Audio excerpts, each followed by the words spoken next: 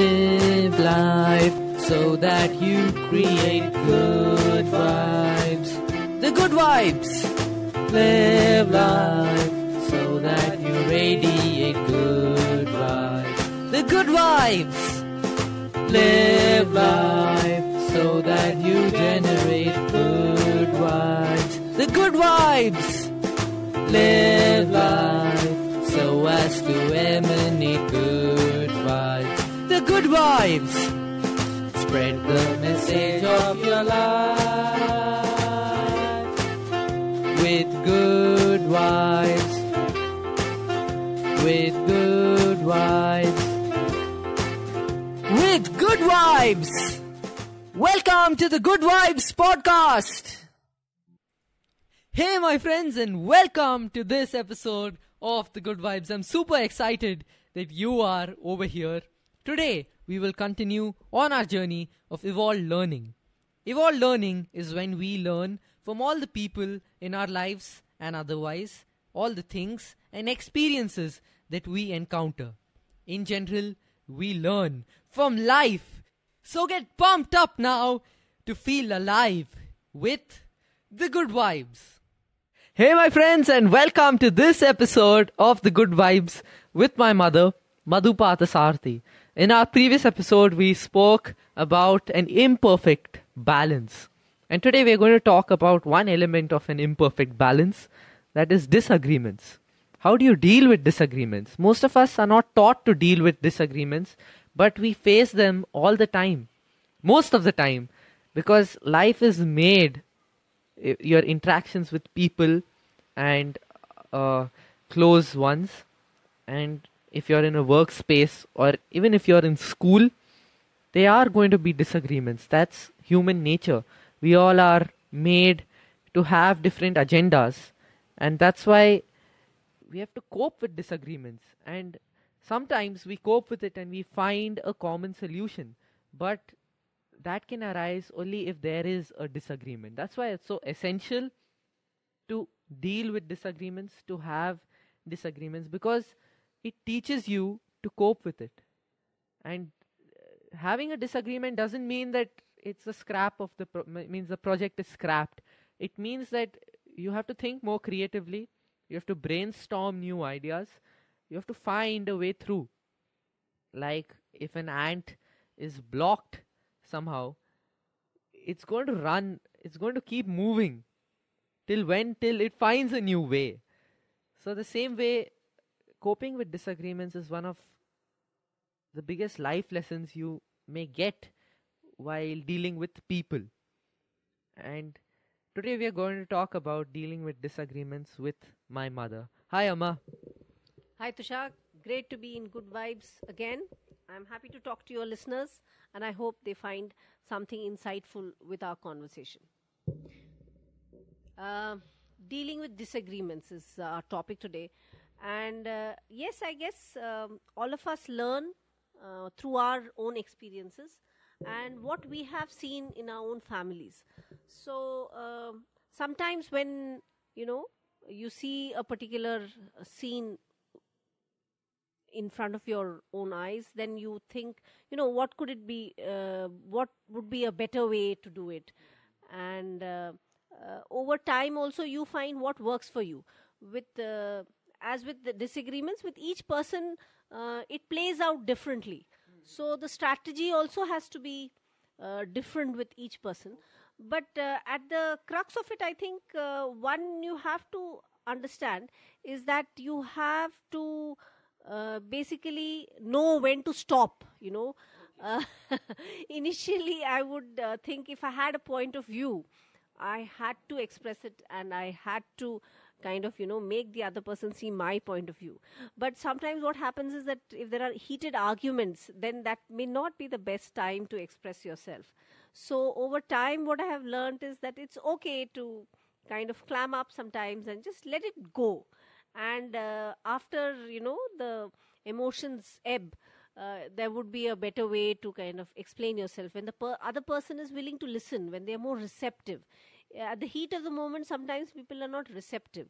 So once the emotions ebb and everybody's calm, so you find a different time to approach the same subject and try to make the other person see your point of view. And you are also receptive to why a particular thing is done or why they are thinking like that.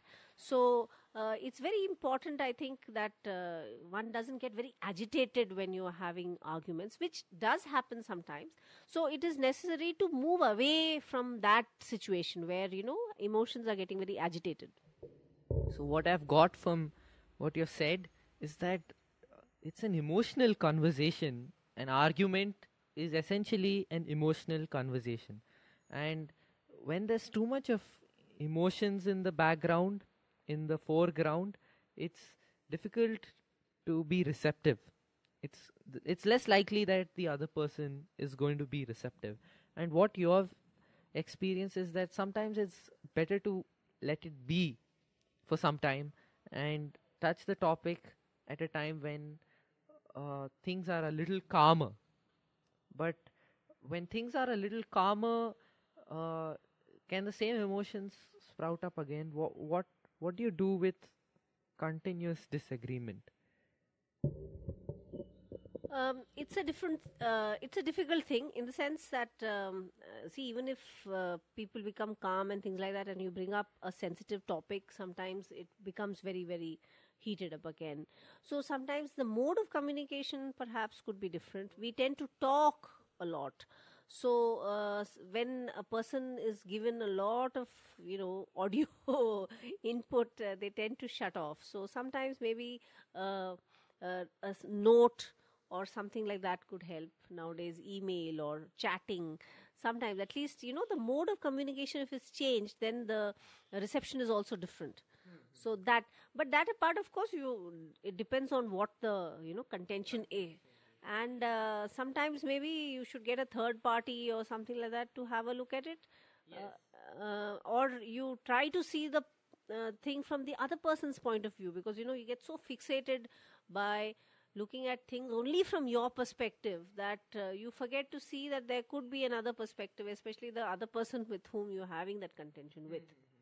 So, and if there is a certain amount of receptivity to the other person, then you could come to an amicable solution. And sometimes there are no solutions. Sometimes you just have to, I guess, live with it, but within limits. Suppose there is somebody who wants to listen to a particular type of music, so you have an arrangement where a certain time is decided or a certain volume is there, something like that. I don't know. I mean, it depends really on what the topic is.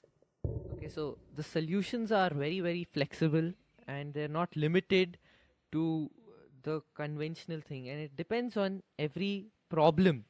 It depends on every situation. It depends on everything. And like you said, conversation is not the only way to handle a disagreement. You can also write a note. You can write a letter to that person, and somehow you can also email, message, you can chat with that person to give your full story. Or you could also encourage the other person to write you a letter so that you get the whole perspective of his point of view. You get his point of view, because sometimes we are very focused on certain things and we tend to categorize it as, okay, this is what he's saying. But sometimes it's actually something else. He wants to point out something else. He's trying to tell you something else. The person is trying to tell you something else, but you're too focused on what you think he's trying to tell you, and that may be causing a disagreement. And if you get to know what he's actually trying to say through a different mode of communication, maybe just a recorded message, so both of you are not in the conversation at the same time. If both of you are not receptive, maybe just record a message so the whole message is played. You can't shut the message off or write a letter, because the whole letter has to be read. You can't just walk away. So that tends to be better. And my mother also said that if all that doesn't work, sometimes it's best to have no solution. it's best to just let it be. But should many of us bring in this sense of ego into it, that I shouldn't be the one who who backs off because I don't see my mistake in it. And for this I read a really beautiful quote. It says that saying sorry doesn't mean that it's your mistake or it's this mistake. It's that this relationship matters more than our ego. So that was a quote I would like to relate to it. What are your thoughts on this? Sometimes it works, sometimes it doesn't. Sometimes you just, the thing is that with different people it is different. With family members, I think it's best to try and keep an amicable solution so that they are the people whom you're going to meet or you're going to be with all the time. So what is we had spoken about earlier, an imperfect balance.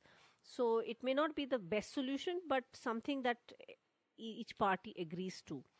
And with other people where there is no solution coming to, it's going to linger for some time, but then there'll be a break. So you have to kind of gauge the situation and then take a call on those type of disagreements. Is something that is recurring, then definitely there has to be some kind of agreement so that you can go forward and it doesn't hamper your working in any way. Okay. So the final call of what the solution should be, the criteria for the solution is it should help you move forward. That's the criteria. It should not get you stuck in the same whirlpool again and again. So when you're finding a solution to any disagreement, the number one criteria you need to keep reminding yourself is you have to move ahead. So if you're getting stuck in arguments and if you're getting into situations where you're not moving ahead, ask yourself, what is the main purpose of this conversation? What's the purpose of my argument with this person? Is it serving a purpose, or am I just going into it without any thought? Because if we are going into it without any thought, it's not going to lead us anywhere. It's going to just keep us in the mix, and it's going to keep the tension where it is. It's not going to solve things. So you can either talk through, you can put it on writing, you can record a message, you can leave it, you can overlook it. There are infinite solutions to the same problem, but the criteria is it should help you move ahead. It should help you move ahead. So that's today's podcast, dealing with disagreements and what you should keep in mind so that you can move ahead. Because there are going to be disagreements in every nook and corner of your life. There are going to be disagreements small, they may be big, they may matter, they may not matter, but it's a part of life and we need to accept it. We can't avoid it. So it's best to move through it. And while moving through it, we need to keep in mind that we need to move through it. We're not here to prove a point to anyone. We're not here to show how good we are. We're not here to up our ego or anything of that sort. We are not here to boost our ego. We are here to move ahead, to support all of us around, all the people around us, and to move ahead in our own lives. So I hope this helped you. A final goodbye from my mother. Thank you, Good Vibers, for giving us a hearing. All the best. All the best, and all the best for this day. And if you're having a disagreement in your life, I hope you deal with it systematically and keep in mind that you're dealing with it to move ahead, not to get stuck in it. So that was today's podcast. I hope you enjoyed it and found value from it. I'll meet you again next time. Hey my friends, did you enjoy this podcast? If you did, do rate, review and subscribe to it on iTunes or whichever app or application you are using. And if you feel someone in your life needs to hear this message, don't think twice about sharing it. Or if you feel this inspires you to record one of your own podcasts, go ahead and spread the good vibes. Spread the message of your life.